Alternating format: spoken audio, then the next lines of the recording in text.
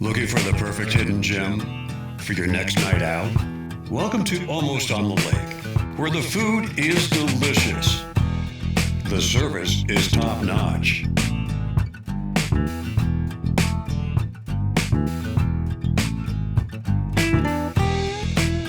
And the atmosphere feels like home. Family-owned and locally loved. Come see why everyone is talking about Almost on the Lake. Nestled in the heart of historic downtown Wilkesboro, the 1915 offers a wedding experience like no other. Once a federal courthouse and post office, the 1915 combines rich history with timeless charm.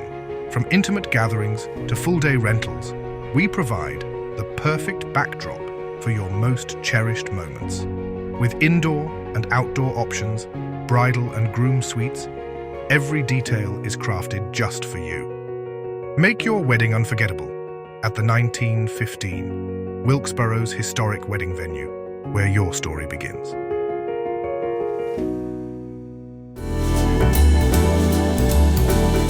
Closed captions for this episode of Life in Wilkes is brought to you by Deal Insurance Agency in Wilkesboro, an award-winning, experienced, family-owned and operated agency with service and coverage that goes above and beyond expectations. Join us on a captivating journey as we explore the charm, history, and vibrant culture of Wilkes County. Discover the hidden gems, inspiring stories, and remarkable people that make Wilkes a place worth knowing and celebrating. Join us now and experience the unique essence of Life in Wilkes. Good morning, Karen Reynolds. How are you? I'm okay. How are you? I'm doing great. It's always good to see you. It's nice to see you. I feel kind of at home here. Yeah, well, as you should. You're always welcome, and it's great for us to have chats together. Oh my gosh, we had our first chat years and years ago. If I'm not mistaken, you were sitting in front of a cabin at Whippoorwill Academy. That's right. Right? I remember that. And we were working on a Tom Dooley story. That's right. We've worked on several Tom Dooley That's stories. Right. That's right. Mm-hmm. Well, that evolution of Tom Dooley, wow, I don't know that his story is his story, but there have been evolutions and a lot of different expressions of how his story is presented. Absolutely. And you've been part of that here in Wilkes County. Right. The Legend of Tom, you wrote the play, right? Mm-hmm. Yeah. Yeah. Long time ago now. Yeah. We'll be celebrating 25 years next year. Wow. So that play, and we've got a lot to talk about, but why don't we just talk about that for a moment, because the Tom Dooley play has taken on different presentation styles. Yes. that took you on the road for a while, mm-hmm. and now you're back at Wilkes Playmakers. So talk about that journey of Tom Dooley, and then that kind of gets us back and talking about what you're doing now at Benton Hall. Well, we started at Benton Hall on mm-hmm. that stage for several years. For Tom Dooley. Yes. Mm-hmm. And then we were approached by W. Kerr Scott mm-hmm. and asked if we would like to come up to Fort Hanby Park and make it into an outdoor drama. And so that was a challenge, and we decided to do that. Mm-hmm. We did that for several years, and then Blue Moon took it over after a while. I think mm-hmm. Wilkes Playmakers maybe wanted to move in a different direction at that time, and so we kept it there for quite a while. And then we had the opportunity, the W. Kerr Scott group wanted to make this into something else, that property that we were using. And so we went to Statesville. We took mm-hmm. the show to Statesville, did it at Matt Gray Auditorium. I remember that was a great show. And partnered with Center Stage Alliance mm-hmm. there. And then the Playmakers said, that play needs to come back here. So then mm-hmm. we started talks about coming back. And sure enough, in a few years, we came back to Wilkes Playmakers. And mm-hmm. We worked so well together, and they started discussing a partnership with us. Mm-hmm. But for me to move from different stages and move to, outdoors, indoors, larger auditoriums, smaller groups, it really artistically was a nice break for me each time. It Right. made it fresh again. Mm-hmm. And so I think for me, creatively, the last show that we did this summer was probably the best one that we've ever done. I think You mean the 2025 show? the 2025 show, there was just something about it. People that had been seeing it for years said this is the one. And I think as an author or playwright, I took the time to take a little of the history that I put in there as an outdoor drama, which is historically what outdoor dramas do. Sure. When I took a lot of the history lesson out and stuck to the actual characters and what that storyline. It moved. Right. And then we added we had added a couple of years ago Magnolia Fire, and they were sort of our narrators in a beautiful way with the music. So I don't know, it just fell in place this year. Didn't expect it to, but it was did. the best year. Oh, Yeah. That's such good news, because for you, sitting in your seat, I can imagine the emotions that had to be tied up into that. I mean, you wrote the play, you started at Wilkes Playmakers, different things happen over the years, and as the years pass, you end up back at the original home. Right. You're now there directing, producing other things, but this to hear you say that this was the best performance, that's pretty big. It is. And, it didn't come without a little angst. When you cut your own words, it hurts. Right. Of course it does. And That's right. but when you know what's best, when you watch it and you realize, and we had actors that said, "But I loved this line," or "I can't believe you cut my line," and I always just told them, it doesn't hurt you any more than it hurts me, Right. but it's the right thing to do. Right. So. And okay, all right. Well, that makes sense. Look, if Yeah. you're happy with it, Yeah. and it gave you that feeling, and It moved. and the feeling had to be, your feelings had to be supported by the audience response as well. Absolutely. So it's one thing if you say, okay, that's better that way, but then when you get hundreds of people saying, oh yeah, this is really good. Do you think that will fill the seats next year as well? I think so. Another scene that we had that was powerful to people. I mean, we worked so hard outdoors, and we tried to bring it indoors. The battle scenes, and they were just big and lots of guns and Big lots and loud. of I noise. Big remember and that. loud, Right. and I decided I wanted these little, just little vignettes almost, Right. and the lights would come up in these beautiful, brilliant colors that made you feel something, and they would go down, and each time there were different love that. poses. Yeah, I love and that. that was more powerful. In fact, I had people say that with the music, they were singing a Confederate song behind it, and they said they were tearful.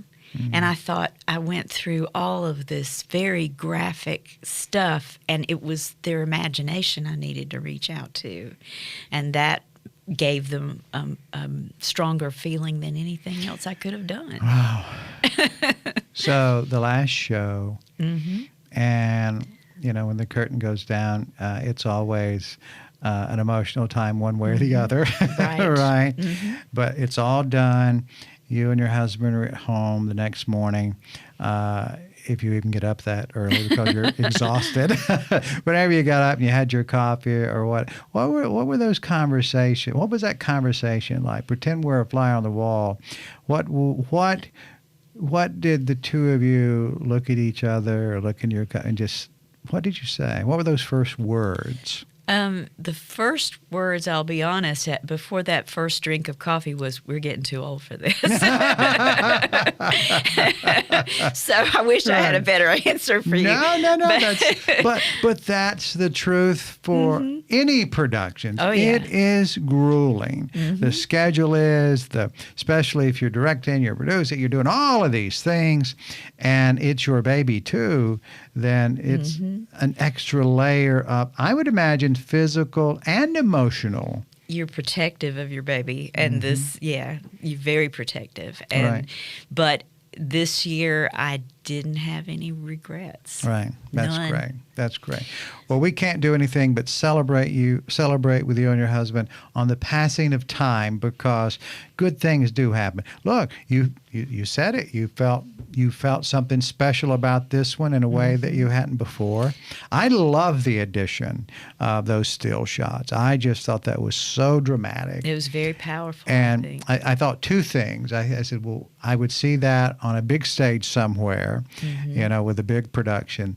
And I also imagine that I could have seen that 100 years ago as well. Right.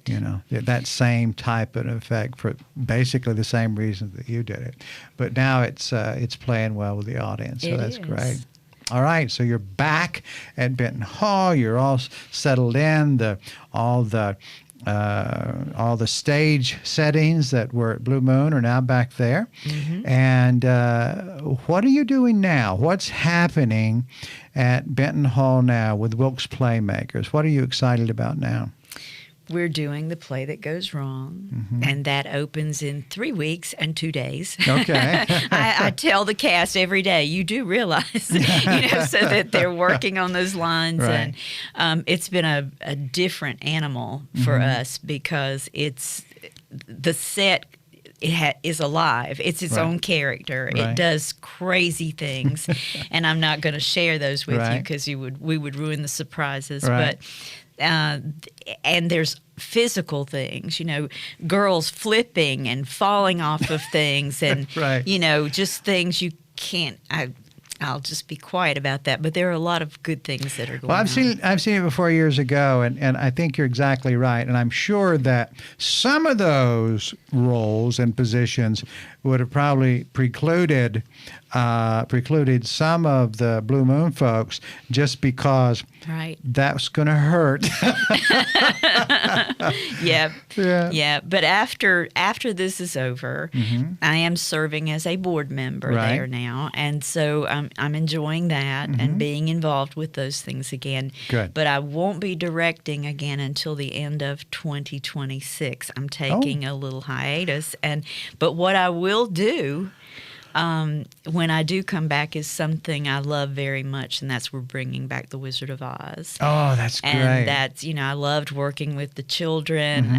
They're a show within the show, and I loved working with the adults then in their parts. And it's just a dear show to me, and I'm excited about that. So you're taking a hiatus. What are you doing? Well, you traveling? Or David and I do some acting out of town. We have an agent, and we do some things. I did a movie just recently with, and he did too. He was in the same movie. We were lucky, called A Good Fight, and it's with White Lightning Studios. So I'm anxious to see that. Sure. And we just do little things. We audition, and sometimes you win, sometimes you lose, and that's fine. So you're in your hiatus. You're taking a moment to breathe and not have a lot of responsibility and just do something that you take pleasure in. Right. It's great to direct other people, but, I still started out on the stage acting, and I love to act. And I've learned to do it in a different form now, with film, and You like that? Yeah, I do. It feels good. I like it because there are people paid to do all the other jobs, and all I have to do is go act. That's it. Yeah, that's great. How has this world, this career path, this series of wild and wacky and serious annex that you found yourself in over how many years now? I don't know. I've been on stage since I was a kid, so I really can't. I'm 68, so figure that out. Yeah. I guess I started in maybe the first grade. So for over 50 years you've been doing this. Oh, yeah.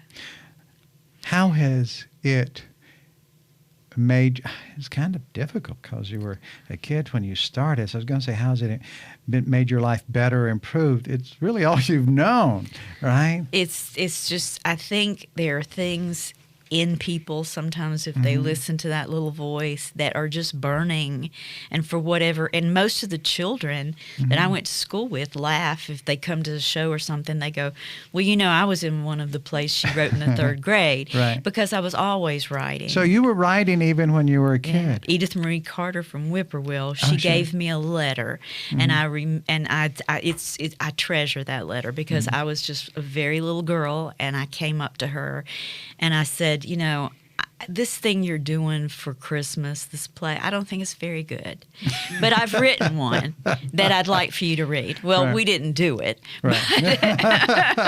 but I was saucy enough to Yeah, say, sure. hey, I've written this thing. And she was probably gracious And enough to she take was it. so, she always was very supportive Right. and encouraging to anything that I wanted to do. Yeah, I think that's wonderful.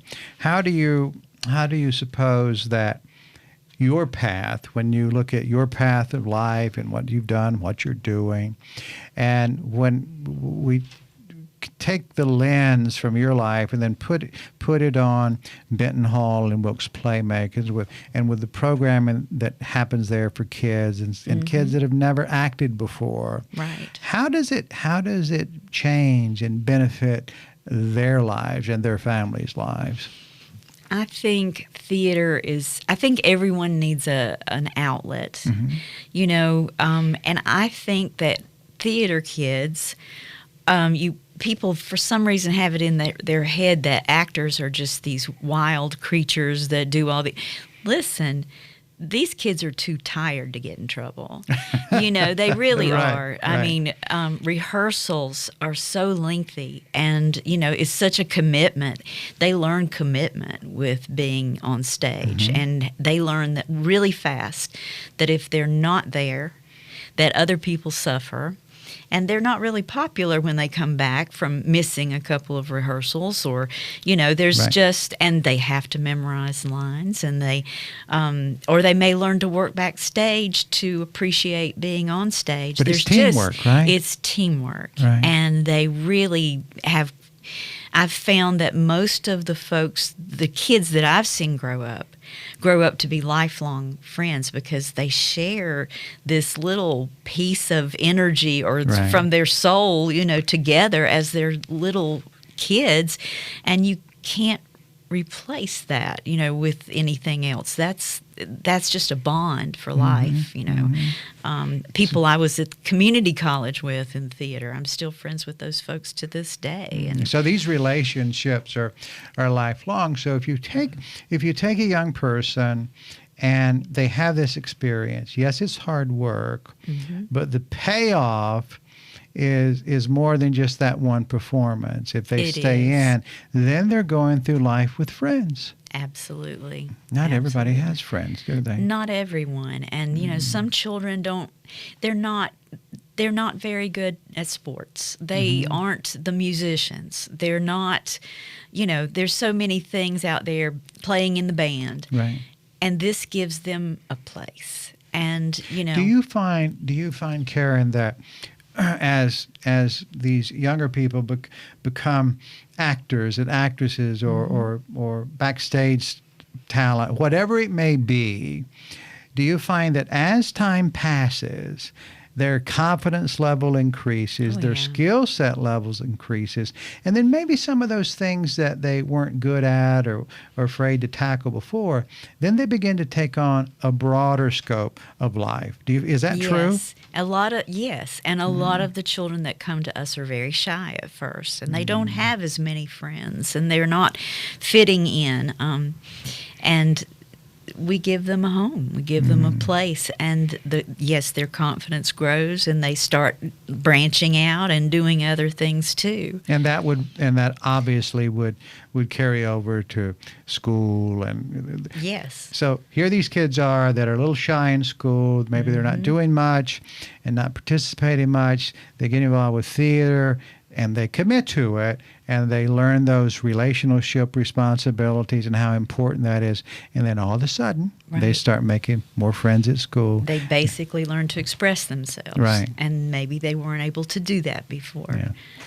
What a great way to think about theater and how how much that can change a community Right. by a group of kids that do that. Because we're not talking about just one group. You've been doing this for a long time. I have munchkins that are So- grown from the first Wizard of Oz. They see me in the grocery store with their children.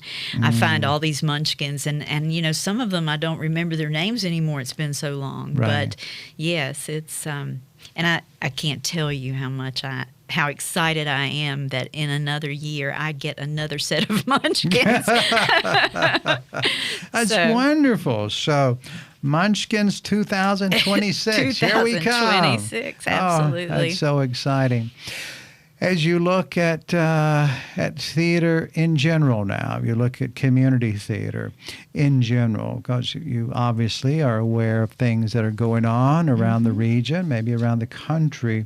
What do you think the state of theater is now for community theater? Not the Blumenthal, but Right. for community theater. Is it good? Are there problems or things we need to work on, or is it going just fine? I think like anything, you always have to work at it. You have to offer as much as you'd like occasionally to do some Shakespeare or some, Right. you have to give your community the things that they want to see, at least at first. Right. Get them used to coming to theater. I think that at this time, there's so much technology, there's so many other things you can do at home on your or see on your computer, or it's just a little different. We're having to work a little harder to get people Right. in. That's a really good point, Karen, that technology and where we are today is a little bit different. The evolution is. of AI and its good benefits and questionable, who knows where that's going to go. But humans are involved. So Right. humans are the ones that are using it. Humans are the ones that we engage with. You and I are of organic matter, so we're human. And what do you think that it's doing? You leaned in on the idea of it. So is that making it more challenging to get kids to come out? Because we read all about and see the stories about how some kids and adults are so addicted to the screen, and that's where all their friends are. Exactly. They don't have, you and I are friends. Some people don't have that in any sense. Yeah. They're Now. separated from other folks. And with kids who are growing up this way, so there are kids that are, 3 or 4 or 5 years old, and they start they Absolutely. get this screen in their face, and if their friendships are only there, what does that do? What does that do for society? People are a little more, I'm not saying antisocial, but they are not as social. Live theater is not as appealing sometimes to the folks that don't like to come out of their house and get away from their Right, screens. right, okay. They can see it on their screen in the privacy of their own home, and they don't have to interact so much with people. Right. So I think that's what we're facing sometimes. But we make it fun. And we, try to do things that are interesting, that bring people in. Right. And we'll just keep doing it because we love it. Okay. And hope that we can bring people back. Right. So the best thing to do is the promos that we do, and I love the shorts that are being done for the current performance of the play that goes wrong. Though I've enjoyed seeing those. They're doing a good job with those. So do as much of that as we can, and at least reach people in that way, and hopefully we can get them to the theater. And then with that live energy experience, it's another thing, right? Well, I have a grandson that I just started bringing in, and he was in Tom Dooley this summer and made friends with some folks. He's not a sports person. He's not, and I saw him get excited, and I was just I was thrilled, Right. and he's ready to do something again sometime. And it brought him out a little bit, Yeah. And he keeps up. And his iPad broke recently, and his mother and I celebrated, and we weren't really anxious to get Right. it fixed. To get and, another one, And right. he started talking more, and we, So maybe we should just break everybody's iPad, and they'll come back to the Right. theater. Right. We're not making a recommendation breaking iPads or any other devices. I am. This is Karen is, but the show's not. So, but the idea, I certainly think it's a good one. It's okay. When the battery goes out on my iPad, I'm not quick to recharge it. Well, theater connects people, and I think we all need to reconnect. Yeah, I love that. I love that.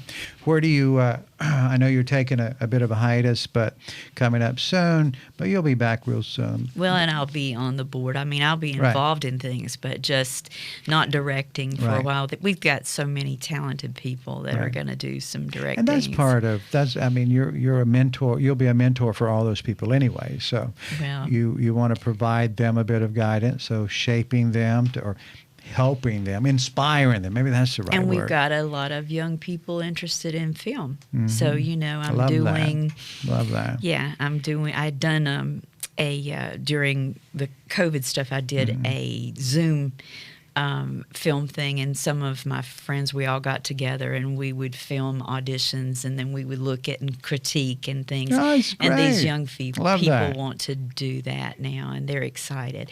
And I think, I don't have anything to brag about at all.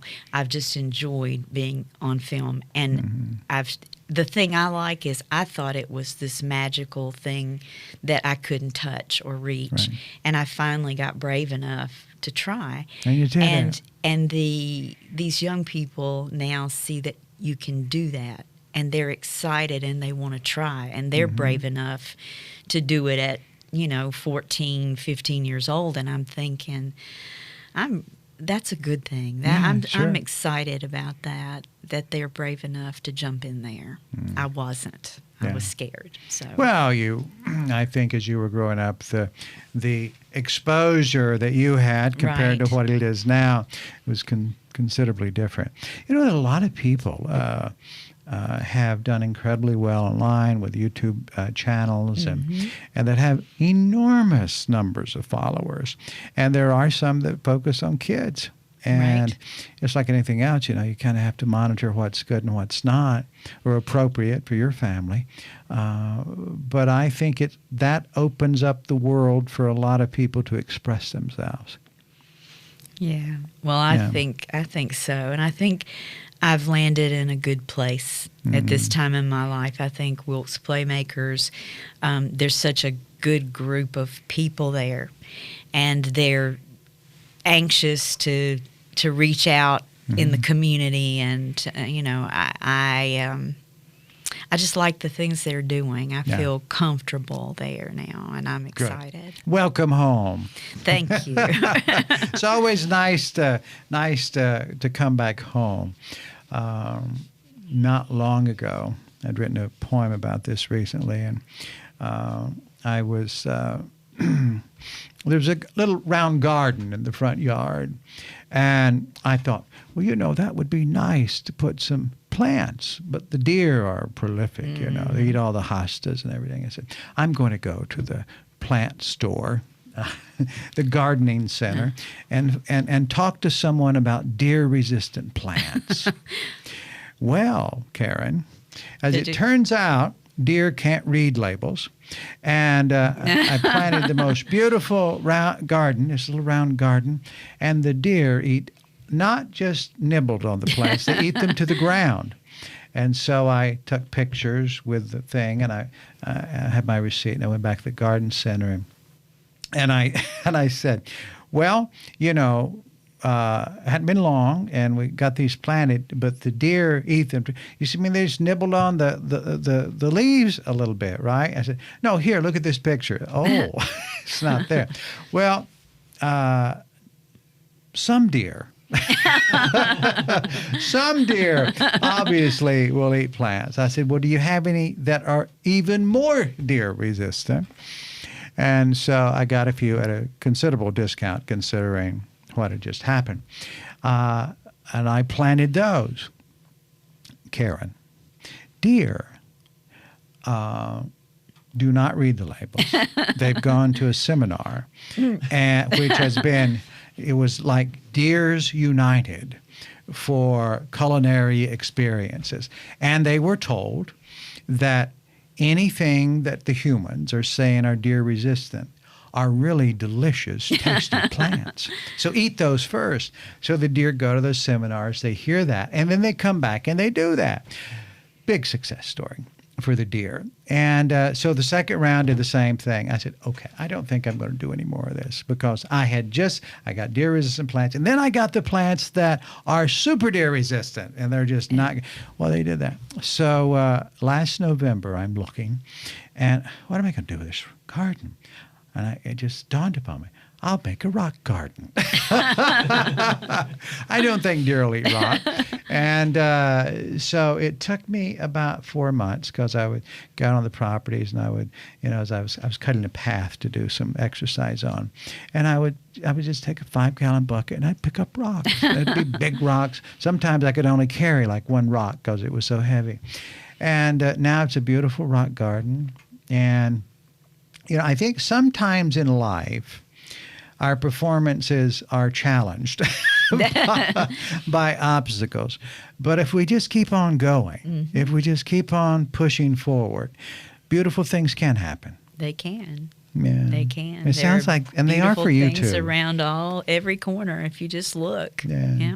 I'm so happy for you that you're taking this little break and you're doing something that you want to do. Well, you have to stay fresh. You can't get bogged down in things. And again, I'll be working with Wilkes Playmakers, but in a different way. Right. But by the end of 2026, Wizard of Oz is coming. Yeah. So for Christmas. As we all know, it's just a few days away. It is. We'll blink and it will be here. Everything is just a few days away now.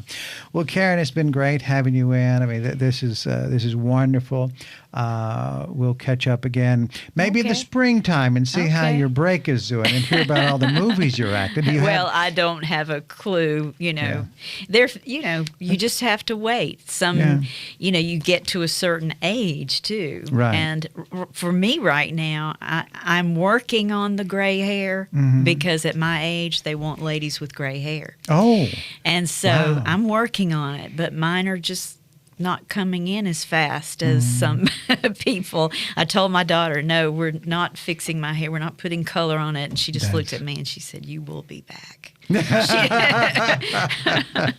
I'm not. I'm sticking to it, but it's just not coming in as fast as I want it to. Well, I'll not lie. I'm a member of the Hair Club for Men Color Division. And mine started turning gray earlier than because of our ages or similar. So earlier, and I said, well, there'd be shows for TV we'd be working on and hadn't finished it. And I was like, wait a minute, that was just 6 months ago, and now the mustache is gray. And I said, and I had a friend said, oh, here's your fix for that. I said, thank you very much. So, well, anyway, I hope you have a wonderful next chapter of your life, which is really a short chapter, but one that's going to be filled with lots of fun. Right now that we're in chaos, so you'll have to come see this chaotic show. Oh, I cannot wait to see this program. I was talking to Steve Kreitz. I said, look, I want to support everything that the Wilkes Playmaker does, but especially the ones that make me laugh. I really... I think laughter is a great medicine. Get ready. Yeah. Okay. Great. So I'll try to make opening night. Then if I really laugh a lot, I'll come back. Remember that show that you did at Blue Moon? I came one night. I think Ken was with me and Southern Hospitality. Oh, that's right. And there were some things that were just so funny, and I wasn't conscious. Well, I mean, I knew where I was at, but I just for a moment I didn't think about how small, intimate the space was, and I may have disturbed a few actors. I think Ken said, you really laugh loud. We love it though. Yeah. That's what just kind of pushes us on is when it's funny and people are laughing. Right. That's energy for us. According to my friends that were with me, I pushed everybody heavily that night. But it was a lot of fun. I think that's just a great part. So I'm really looking forward to this performance you've got coming out. Well, I'm looking forward to seeing you both Yes. in there. Yes. Tim likes funny stuff too. He's from up north, so some of his northern humor I have to wait a minute and let it process. But eventually on the way home I said, "Oh, that's what he meant." Thank you, Karen. Good to see you again. Okay, thank you. Thank you for spending time with us on Life in Wilkes. We value you as a viewer and appreciate when you share the show with your friends and family. Be sure to bookmark our channel and join us again on the next episode of Life in Wilkes.